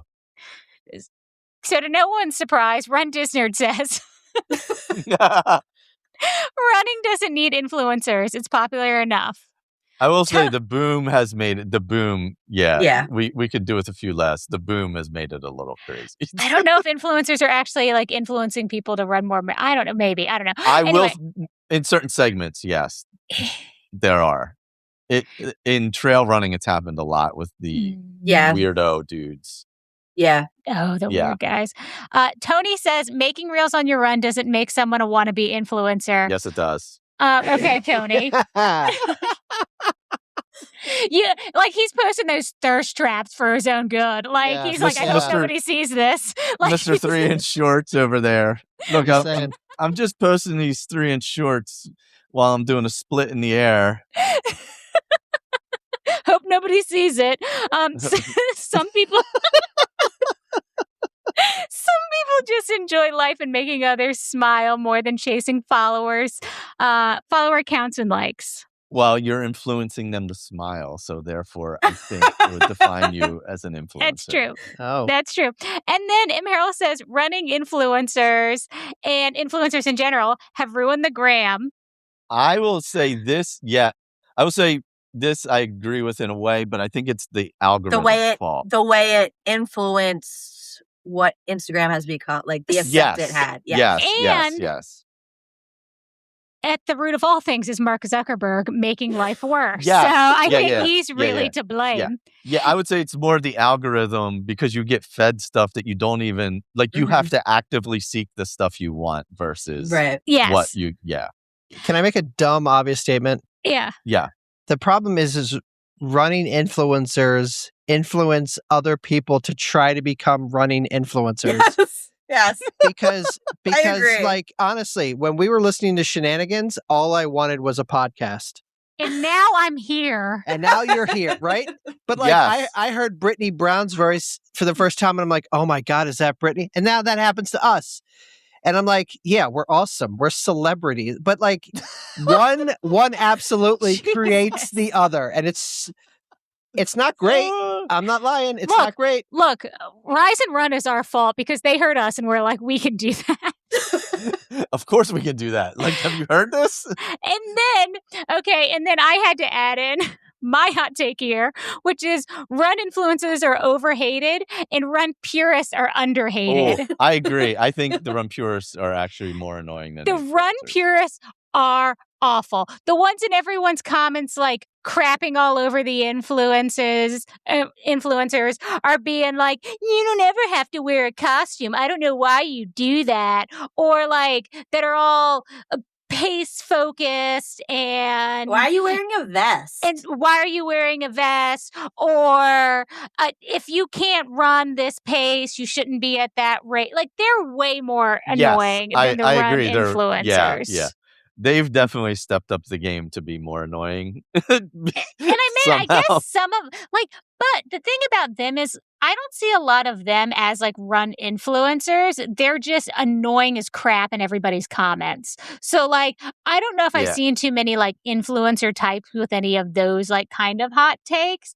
It's more there'll be a slower person posting a video chronicling their journey, Oh, and then you got some a-hole like those in the people comments. are the people who comment on that stuff are the worst. I will say though, so the influencer thing is weird now, right? Because now, like a lot, like to be a pro runner, you kind of have to also have that other aspect in order to make a good living, honestly. Yeah, you need sponsors. Yeah, like so it is like just a part of the business at this point. So like so say you're like a second tier like marathoner or Yeah. whatever. I don't know who the like not the guys who are winning because they're getting like ridiculous fees to show up at races and stuff. But like the guy who's running like 206 or whatever. Yeah. Like you need to be able to sell yourself to make a living to do what you want to do. So that's just become part of it. So like that it's so I think a few years ago the influencers were different than they are now. I think you have a lot more pros who are having to do that aspect of it that other people were just doing previously. And I honestly don't care about like the influencers. Like they don't bother me. They seem like their existence just seems to piss people off for some reason, and I don't understand why. Like I feel like there's like unnecessary hate for like people just hustling and posting content and getting free stuff. Like I don't know. Like then block them. I don't like what's the problem? Like if you don't want to see it, block them. I think it comes I think in it's like fine. where they get the hate is the people filming while they're running constantly, like races. Like not everybody wants to be in your video. Not everybody wants to be talking to you. The people who have like had people follow them to film during races. I don't like that. I don't like that. So, but I think that's where the hate has stemmed from is those incidents. And like I'm just tired of everybody at a start line filming everything. Like I don't want to be in your selfie stick video when I'm running. Like, I just don't. Like, that's what I saw I saw a post on Reddit where a girl was like, I ran a local 5K and I forgot what it was like to run a race where people aren't recording mile 1, X time, mile 2, X time. And it was like, I guess I just didn't like really like, if you live in a big city where you're usually doing big races, that's like I can't imagine what like a New York road runner is like. Not even the marathon, like their races must be insane with that. Yeah. I don't know. It's also work. I do that. I'm like every race. I'm like I'm gonna do one of those. I like record the first 2 miles and then I can't be bothered. Done. Like I'm not even that I can't be bothered. I forget. I just like I don't take my phone out. Like if people want to have that hustle, I think that's fine as long as they're like not getting in people's way. Yeah, agree. Like, and I don't care if they're like filming and they run past you or whatever, and there's like a 5-second clip of you maybe like in the background of I don't know. I'm probably picking my nose in the back of somebody's video. Like I don't care. That's fine. I don't like as long as you're not impeding on other people and causing a problem there. I don't care. Like they don't bother me. If I like them, then I like them. If I don't, then that's fine. What I don't like is the people in like workout classes that set up tripods. I don't like that. And I don't like it at the gym. And I actually don't mind it. I'm very cognizant. I feel like it depends on it depends on the person like anything else. Where like I'm always very cognizant of that. Like I'm angling it in a way where I'm making sure nobody's in the background. Yeah, and as long as like nobody's in the background, or if it's like they're fine, like I'm filming in the gym, you can't like flip out if like someone like accidentally walks in front of your camera or any of that stuff. Like as long as they're not, do what you want to do as long as you're not bothering anybody else. And it's not causing like a huge distraction. Like you shouldn't you don't need to set up like a tripod in your yoga class. Like I can't imagine doing that in a class setting, to be honest. Like, but to like film yourself like lifting weights, I think is totally fine as long as like you're not in anybody's way and you're not gonna cry if like someone doesn't notice your camera and like walks into your shot. Like, I mean, I just have to make sure to put music over everything so that nobody's talking shit on the internet. Yeah. But I also think it's been a natural progression of like everyone is so chronically online that Mhm. people have to go to these lengths to be a little bit different or like noticed, right? Like they will inconvenience other people if they think it's going to get them a few more likes Yeah. or clicks. Yeah. Or I don't and know. I mean that's a societal situation Yes. right there. Also, if any brand wants to send me free crap or if runDisney wants to give me like a race registration, I will take it. I have no soul. Give it to me. Like, I don't care.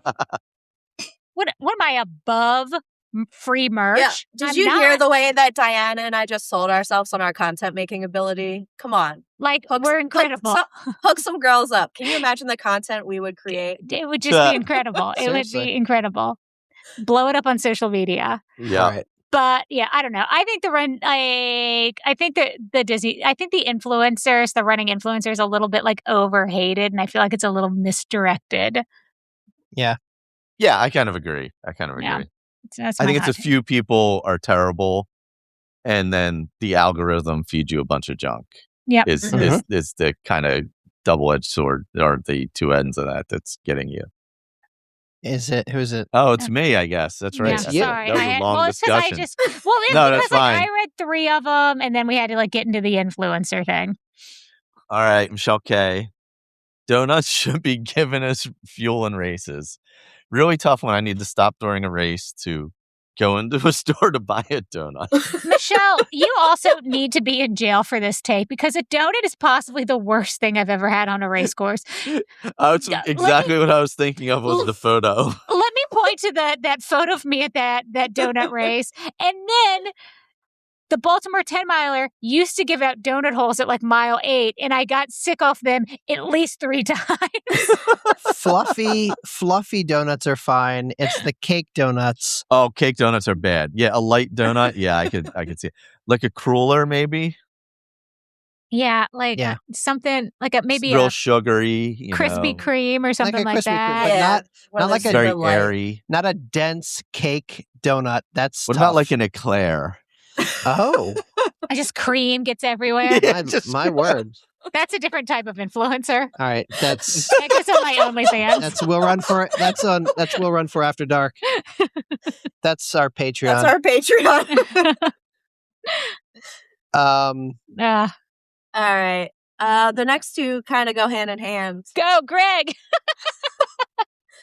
Why is it Hootie Greg? I saw when Michael typed that, and like I just saw like that's what came up, and I started laughing. So Hootie Greg. I didn't want to type the full who you're gonna call, so Hootie. When I see it, I see Hootie. Hootie Greg. That's it. Tortilla chips plus a cheese product / substance equals nachos. Mm. To That's which it. Lisa Knits and Trains did not directly reply on our Instagram post, but did say not running related, but plastic cheese and chips are not nachos. And coffee is gross. Woof, That is that's all. a hot Lisa, one. Wow. you are Wow. my favorite person ever. That one hurt, but I get it. I And understand Greg, people don't like Greg, coffee. stop it.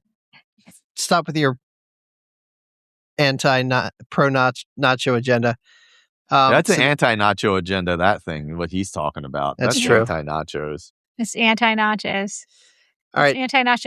Although, I don't know, because the cheese isn't hot. Like, I was like, at the movie theater now, they do give you, like, if you I was order gonna nachos, say- it's like a bag of chips and cheese, but the cheese is hot. Yeah. It's the same type of cheese. I was going to say the same thing. It's like a stadium food. I need to know, like, the people who think it's nachos, how many of them grew up going to sporting events? Because when I think of nachos like that, like with that, like, orangey Velveeta cheese, I think of, like, games at the Spectrum, like, when I was little. Yep. But it's not real nachos. All right. We got 2 from our buddy Tony, who is not an influencer, by the way. Don't call him it.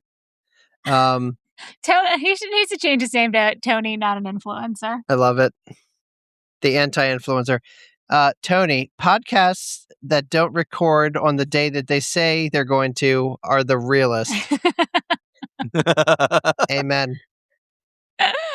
Like, hey guys, are we good this day? Does this graphic look good? Yeah. 3 hours later, Michael, can we actually do a different day? Yeah. I forgot. Connor had bowling last night, so. And he's an 18-year-old ghost, so I like to see him sometimes. That's true. That's true. And then Tony says, Greg wouldn't have had chafed nipples if Tom would have lubed him up. That's fair. It's fair.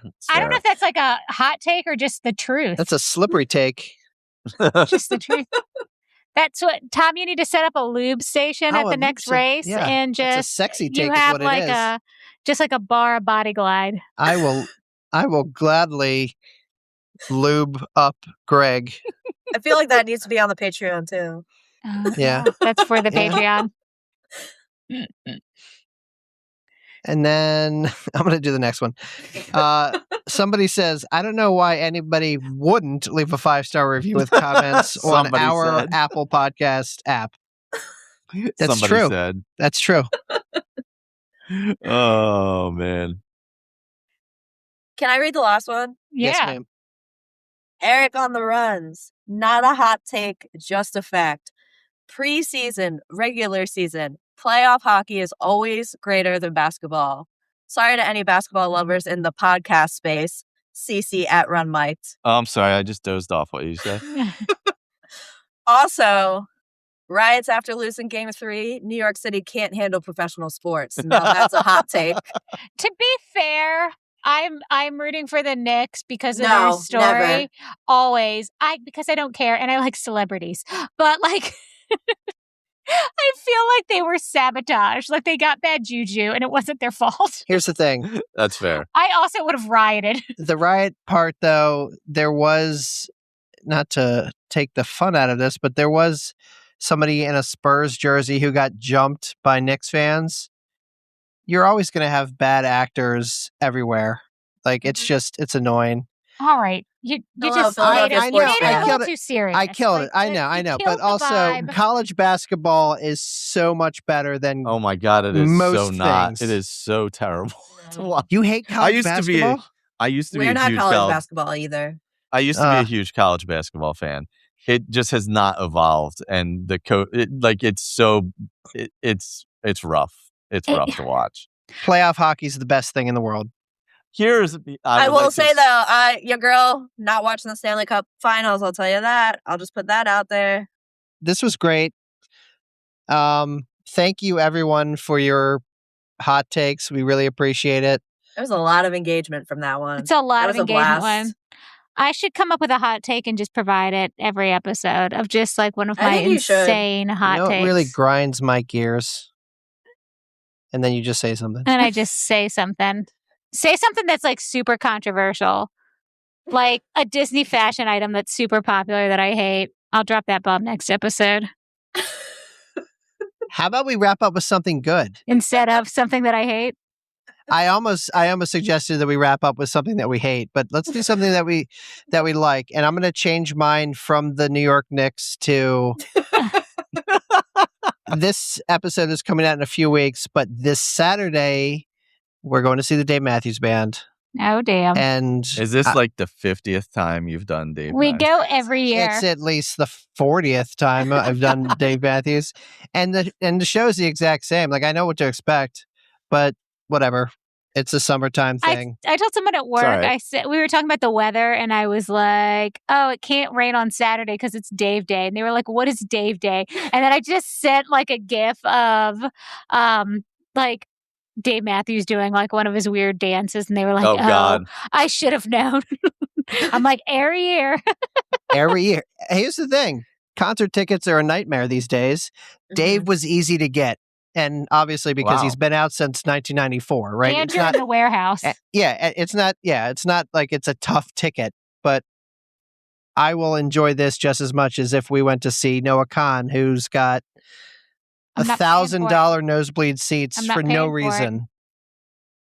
Yeah, tickets are crazy anymore. It's so stupid. It's so stupid. Concerts have gotten out of control. We've watched some stuff recently that's been okay, like nothing enough for me to like shout out as something good. So I think my something good this week is just summer reading, like it's pool reading. I just finished Empire of Storms and during my Throne of Glass reread.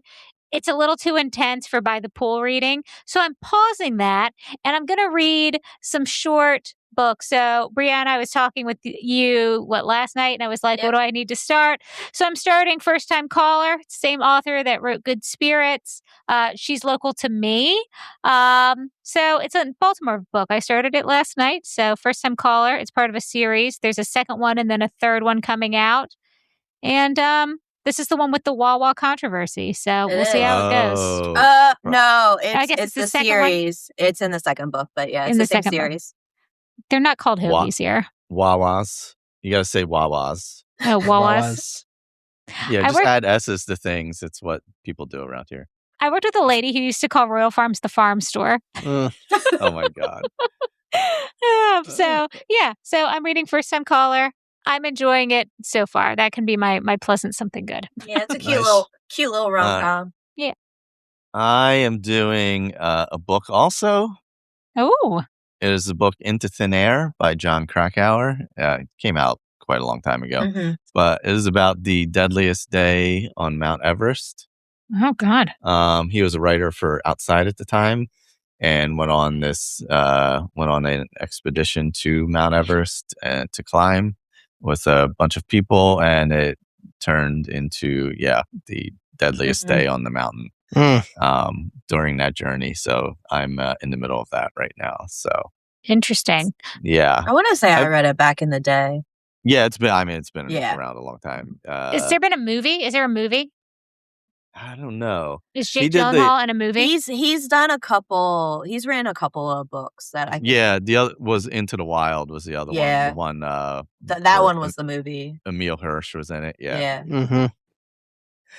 But yeah, no, Into Thin Air was so far like I'm halfway through it. It's very good. It's I don't know. I've been into mountaineering stuff recently. Somehow I've gotten onto mountaineering Reddit. And I love that I go down a rabbit hole of like survival podcasts from time to time. Like I love those like survival stories of like Mother Nature's always been one of my things. Yeah. Like just the power of like that stuff. I love a storm story. So I guess I'm last, and it's Love Island season. Yeah. And I am Lord have in mercy. it. Ryan's in it.